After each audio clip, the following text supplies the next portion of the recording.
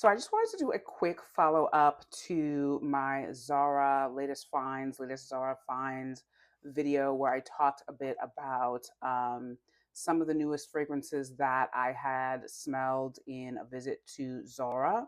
So in that video, I talked about a line from Zara, the Cocoa line, the Cocoa and Latte, Cocoa Sunset, and Cocoa Bliss fragrances.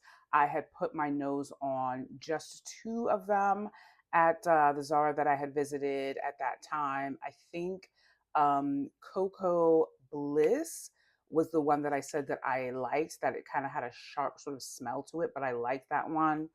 And that one had notes of passion fruit, dark chocolate, and peach. Now, since then, I have watched Perfume Guy's review of this line as well, and he mentioned that Cocoa Bliss smelled to him like spray paint.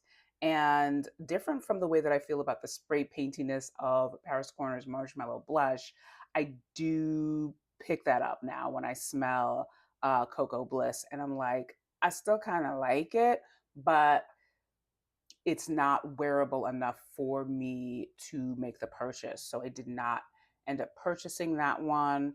And in another sort of like change of heart, the Cocoa Sunset fragrance from Zara, which I described as very simple. It's nice, it's sweet, it's linear, and I still feel that way. But I smelled it again and realized that it reminded me a lot of a fragrance that I already have, which is much better or much stronger and a little bit more nuanced. And that is Juliana's Perfumes Veil of Dreams. So Cocoa Sunset has whipped cream, vanilla, milk chocolate.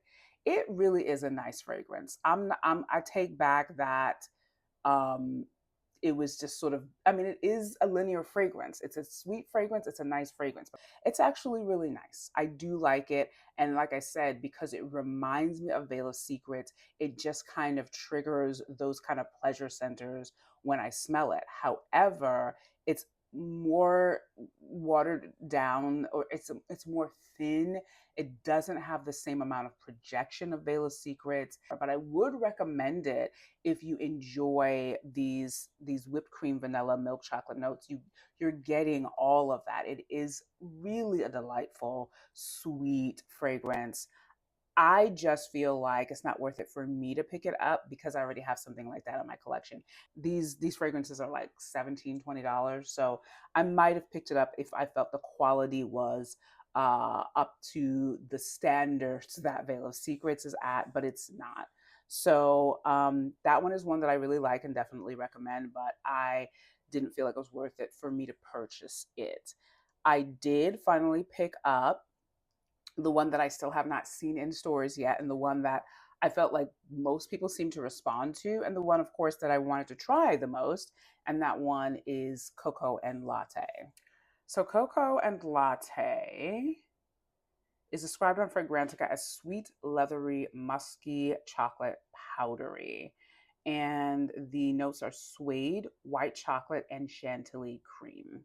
What I get from Cocoa and Latte immediately, and what I think kind of dominates this fragrance in a kind of polarizing way, is that it's way more suedy and sort of gasoline than I expected. So I'm gonna spray it on a tester again, although I think I can pick this up from the atomizer as well. Just a little bit, not much.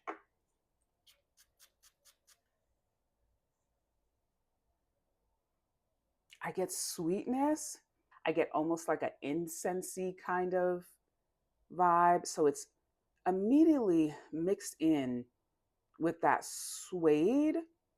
Like it's all kind of mixed together. And in my mind, I kind of just want to separate a little bit. I don't know if I like the sweetness enough to tolerate this version of suediness, because I like a suede note in most of the fragrances that I have, but this one, I don't know. I don't know. It's just, I don't know. The suede kind of overpowers everything else and takes over. And I really wish it was more of the chocolate and the creaminess. It's not to say that this is something that wouldn't or might not grow on me, but it could just easily be something that turns me off and makes me just feel like, I don't know if I really want this, and I might need to declutter it. But we're not there yet. And I will say that because of the dominance of that suede note, that this fragrance is definitely more unisexy than it is feminine, in my opinion. I feel like this is definitely a fragrance that anyone could wear if you like these kinds of notes. Whereas I feel like Bliss and Cocoa Sunset skew a bit more feminine. However, Cocoa and Latte by Zara is described as being a fragrance for women. It's sweet, leathery, musky, chocolate powdery, and I'm telling you that the muskiness and the leather are very much upfront in this fragrance. I mean, it is at the top, and it's listed at the top, and it's right there at the top. So I might need a little bit more time with this. I've only had it, I want to say, less than a week. I have not worn it out. I have not sprayed it down. I just haven't felt ready to do that yet. So, of course, when I do, I will let you know. But yeah, that's right now where my feelings are. There's something in this that I really like. I think it's the white chocolate and the cream. But the suede at the top, I'm on the fence about. I'm on the fence about. And that's pretty much where I'm at with Zara's Cocoa and Latte at this time. So the other fragrance that I talked about in part one of my Zara Finds video is a fragrance that I found a empty bottle tester at my local Zara of, and I looked it up and I saw that it was out of stock, and I was just like, oh no, is this one of those fragrances that they're putting out, discontinuing? Because I like it so much, and is one of the first men's fragrances from Zara that I responded to in this way. So I had gone back to that Zara after posting that video, and I found two of the bottles, the smaller bottles, in stock, and I just bought them. I bought one for my husband who likes this fragrance as well and has been wearing it, and it smells so good on him. And I bought one for me because I need this in my collection, because I really do feel like it may be discontinued. I don't think it's available right now. And also, these were retailing for $10.90 at the store. They gave them to me for like $5 each. So I guess they were on sale. And I saw that they were on sale on Zara as well before they were just sold out. So this is what the box looks like. This is Vetiverrich.